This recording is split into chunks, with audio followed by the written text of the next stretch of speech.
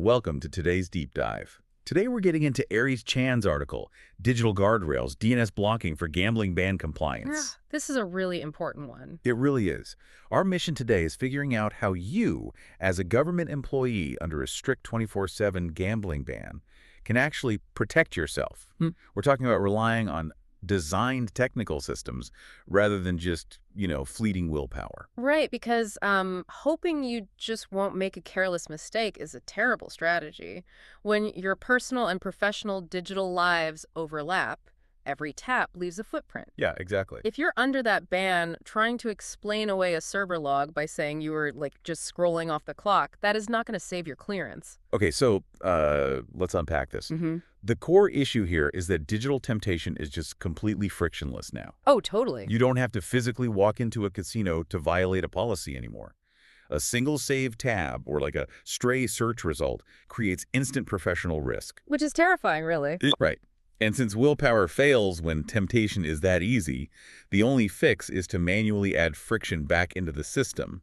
Enter DNS blocking. Yeah, so the domain name system, or DNS, it's basically the phone book of the internet. It translates website names into IP addresses. I like to think of a filtering DNS like an overzealous bouncer. A bouncer, I like that. Right, like instead of looking at the address and letting your browser connect, this bouncer sees a restricted domain on your request and just flat out refuses to translate it. You don't even get to the front door. What's really fascinating here, though, is that this bouncer isn't a legal defense. Wait, really?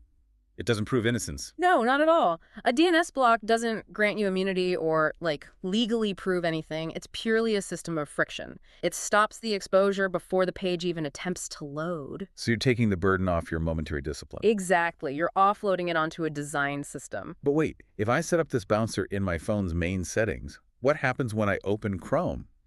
Doesn't a modern browser use its own routing? Oh, it absolutely will. And that is a massive loophole called browser-level bypass. Oh, wow. Gotcha. Yeah, modern browsers use their own built-in secure DNS to protect your privacy from, snooping Wi-Fi networks. Right. But ironically, that security feature will completely override the device-level gambling blocks you just set up. If the browser settings contradict the phone's profile, it just routes around your bouncer entirely. So they basically sneak out the back door. Pretty much. Yeah. So you have to sync them up using a filtering service, like NextDNS, for example, to layer your defenses. Exactly. You set a broad gambling category block, add specific domains to a custom denial list, and then actively check the DNS logs to verify the bouncer is actually catching things. Yeah, you can't just assume you're safe.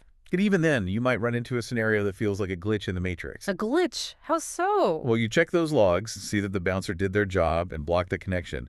But the gambling page still magically loads right there on your screen. Okay, here's where it gets really interesting. It happens because computers are designed to be fast. Right. To speed up loading times, your browser saves pieces of websites you visited before.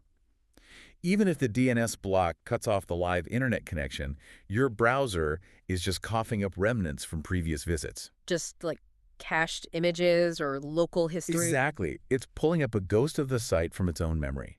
So to actually fix this, you have to aggressively clear that local site data. Yeah, you really do. On Windows, you even have to open the command prompt and run the command ipconfig/flush DNS to wipe the cache completely. Yeah. You have to manually evict that leftover data. Because without clearing that residue, making that frictionless click is still incredibly easy. The temptation is just sitting right there on your hard drive. So what does this all mean when your career is on the line? The core takeaway is that digital compliance cannot be an accident. No, not at all. It has to be intentionally designed. Yeah, if we connect this to the bigger picture, especially for anyone navigating strict professional regulations, the safest action isn't just avoiding the wrongdoing. Right. It is actively eliminating the conditions where wrongdoing becomes easy. It's about engineering your digital environment so that compliance is the absolute path of least resistance. Which leaves you with a final thought to mull over. Yeah, what's that?